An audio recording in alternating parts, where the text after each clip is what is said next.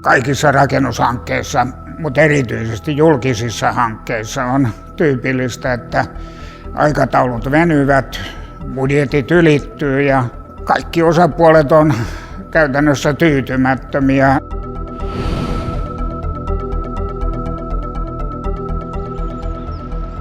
Järvenpäässä on sellainen tilanne tällä hetkellä, että nämä sosiaali- ja terveyspalvelut on hajallaan useassa toimipisteessä. Vanhat tilat on vanhoja. Toiminta niissä tulee käymään mahdottomaksi. Tämmöisen sosiaali- ja terveyskeskuksen hankkiminen ei ole mikään ihan yksinkertainen juttu. Siellä haetaan esimerkiksi terveyshyötyjä ja haetaan korkeaa käyttöarvoa rakennukselle, niin näitä ei pysty ihan perinteisellä rakentamismallilla toteuttamaan. Kokemukset perinteisestä hankkeen läpiviennistä ei läheskään aina ole ollut tyydyttäviä. Ongelmat on ylitykset, aikataulun, budjetin ja laajuuden. Tarvitaan tiettyjä uusia työkaluja. Yksi työkalu meillä on sitten tämmöinen allianssi-yhteistoimintamalli, joka käytännössä tarkoittaa sitä, että käyttäjäosapuoli, tilaaja, suunnitteluryhmä, rakentaja on yhden sopimuksen piirissä.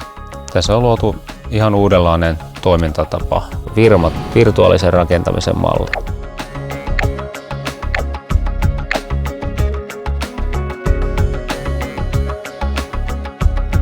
Virma-mallilla me pyrimme yhteistyön synnyttämiseen.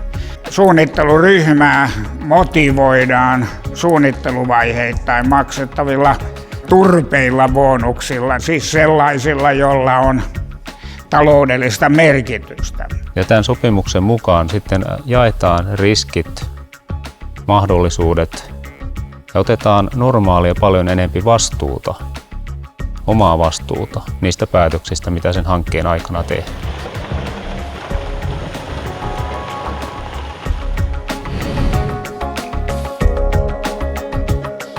Toisena työkaluna tähän on valittu sitten 3D-mallintaminen. Eli oikeasti visuaalisesti voidaan näyttää ne vaihtoehdot, visuaalisesti voidaan päättää, että mikä ratkaisu kannattaisi valita. Tämä on ollut todella mielenkiintoinen uusi projekti. Tämä 3D-mallintaminen ja tämä virtuaalikävely, uudet järjestelmät on erittäin hyvä.